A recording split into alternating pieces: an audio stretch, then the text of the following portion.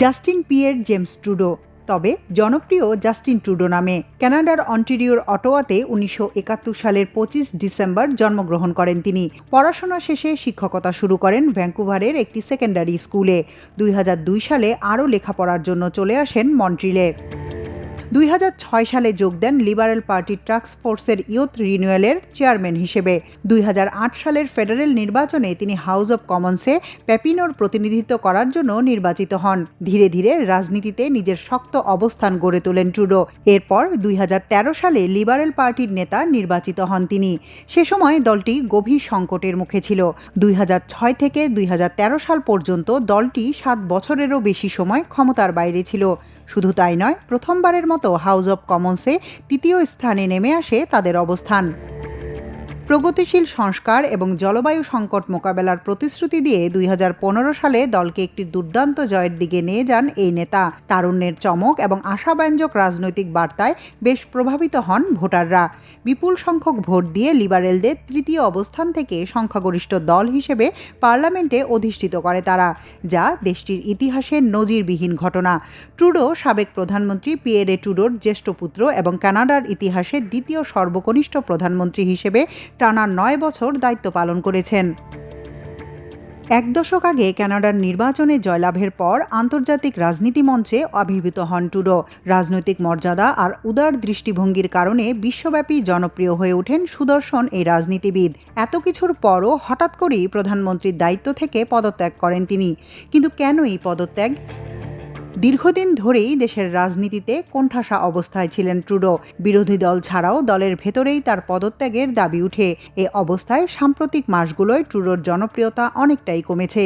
এছাড়া করোনা মহামারী, ক্রমবর্ধমান মূল্যস্ফীতি ও অভিবাসন নীতির কারণে গৃহায়ন সংকট তার মেয়াদকে দিন দিন চ্যালেঞ্জের মুখে ফেলে। একের পর এক হতাশাজনক জরিপে উদ্বিগ্ন অনেক লিবারেল পার্লামেন্টেরিয়ান ট্রুডোকে পদত্যাগ করার জন্য প্রকাশ্যে আহ্বান জানান। লিবারেল পার্টিতে বিরোধ বেড়ে যাওয়ার জেরে প্রধানমন্ত্রী ও দলীয় প্রধানের পদ ছেড়ে দেওয়ার ঘোষণা দেন জাস্টিন ট্রুডো। সোমবার স্থানীয় সময় সকাল 10টায় রাজধানী অটোয়াতে এক সংবাদ সম্মেলনে এ ঘোষণা দেন তিনি। সংবাদ সম্মেলনে তিনি বলেন, দল নতুন একজন নেতা বেছে নেওয়ার পর দলের নেতা ও প্রধানমন্ত্রীর পদ ছেড়ে দিবেন তিনি। This country deserves a real choice in the next election, and it has become clear to me that if I'm having to fight internal battles, I cannot be the best option in that election. এর আগে কানাডার সংবাদ মাধ্যমে ট্রুডোর পদত্যাগের সম্ভাবনার খবর ছড়িয়ে পড়ে। ট্রুডোর চলে যাওয়াটা এমন এক সময় হলো যখন লিবারেলরা আগামী অক্টোবরের শেষ দিকে অনুষ্ঠিত হতে যাওয়া নির্বাচনে সরকার বিরোধী কনজারভেটিভদের কাছে বড় ব্যবধানে হেরে যাবে বলে বিভিন্ন জরিপে পরিষ্কার হয়েছে।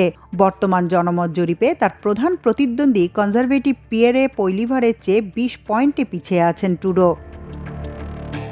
তবে পিয়ারের কনজারভেটিভ দলের দৃষ্টিভঙ্গি কানাডিয়ানদের জন্য মঙ্গলজনক নয় বলে সংবাদ সম্মেলনে উল্লেখ করেছিলেন ট্রুডো। তবে ট্রুডোর পতনের পেছনে মন্ত্রিসভা থেকে ক্রিস্টিয়া ফ্রিল্যান্ডের আকস্মিক পদত্যাগকে অন্যতম কারণ হিসেবে উল্লেখ করছেন বিশ্লেষকরা। এছাড়া আমেরিকার নবনির্বাচিত প্রেসিডেন্ট ডোনাল্ড ট্রাম্পের কানাডার পণ্য আমদানির উপর 25% কর আরোপের ঘোষণাও তার পদত্যাগকে ত্বরান্বিত করেছে। এরপর মন্ত্রিসভায় বড় আকারে রদবদল করেও শেষ রক্ষা হয়নি তার। ক্ষমতাসীন দলের নতুন নেতা নির্বাচনের জন্য আগামী 24 মার্চ পর্যন্ত কানাডার পার্লামেন্টের সব কার্যক্রম স্থগিত রাখা হয়েছে। এই সময়ের মধ্যে নতুন নেতা বেছে নেবে liberal party. I advise the Governor General that we need a new session of Parliament. She has granted this request, and the House will now be prorogued until March 24th. ট্রুডোর উত্তরসূরি হিসেবে বেশ কয়েকজনের নাম উঠে এসেছে। সম্ভাব্য বিকল্পদের মধ্যে আছেন ব্যাংক অফ ইংল্যান্ড ও ব্যাংক অফ কানাডা উভয়ের সাবেক গভর্নর মার্ক কার্নি ও বর্তমান পররাষ্ট্রমন্ত্রী মেলানি জোলি। ট্রুডো সরকারের সাবেক উপপ্রধানমন্ত্রী ও অর্থমন্ত্রী ক্রিস্টিয়া ফ্রিল্যান্ড, পরিবহন মন্ত্রী অনিতা আনন্দও আছেন এই তালিকায়। তাহমিনা তাসির, আমার দেশ।